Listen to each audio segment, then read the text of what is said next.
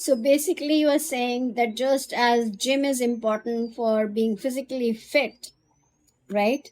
Reading and playing puzzles and intellectual, I'm only talking about intellectual, is important to make the brain also work as good as a physical body. Yeah, for me, but Would you recommend that to everybody? Would you say, hey, you know what? If you're so depressed, why don't you go to the gym? Hey, if you're so depressed, why don't you read a good book? And do both at the same time, not one without the other. Would you rather recommend that? yeah, if someone is trying to escape the rain, they're gonna want to be strong. They're gonna want something to hold themselves under.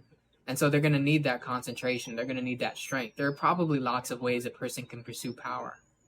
One of the most significant ways to pursue power is to wrestle with anything.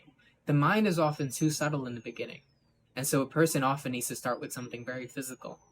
And so from physical labor, the mind will start to become more pronounced. And a person can start to direct their mental faculties,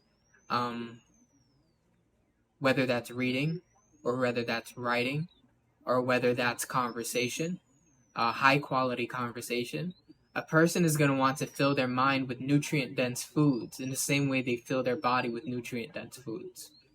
And so it starts there, and it becomes more and more subtle until people start dealing with the energies. That's what I would say. So you see, there are too many young people who have no direction, who have no mentors. Their parents are missing. Sometimes the father is missing. Sometimes the mother. So they have the same challenges as you. And a lot of them have abuse in different ways. And so that leads to depression. Some of them cannot handle it. They go in for substance abuse. Oh, yeah. Supposing somebody were to come and ask you in person and say, hey, you know what? I saw your video and 1, 2, 3, 4, these are my challenges. So what would you say to them? Hey, you know what? Go to the gym. What would you say to them? Yeah, I would say you need to get physical. I would say the only way, if you've decided to live, if you've decided to start escaping the rain, and you feel like there's no other choice, as in you're already suffering, now you want something to do, something to engage in. And you want to be relieved of the depression, then go in for physical fitness. Some kind of physical activity. And if they can't afford the gym, they can just go for a walk. Yeah, and there's very few people who can't afford a $10 a month membership.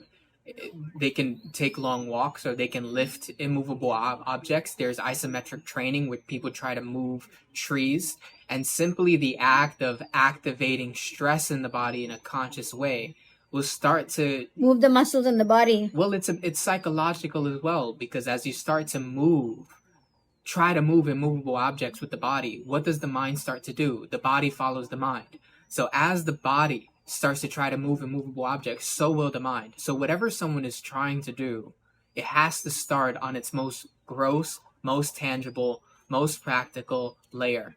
And from that layer, obviously growth happens from below, and it rises above. So develop good roots. And developing good roots is as simple as taking a few steps, whether that's taking a few steps outside, or it's taking a single step when they raise a 20-pound rock, or they start to practice their first asanas. Asanas are to be practiced over a lifetime.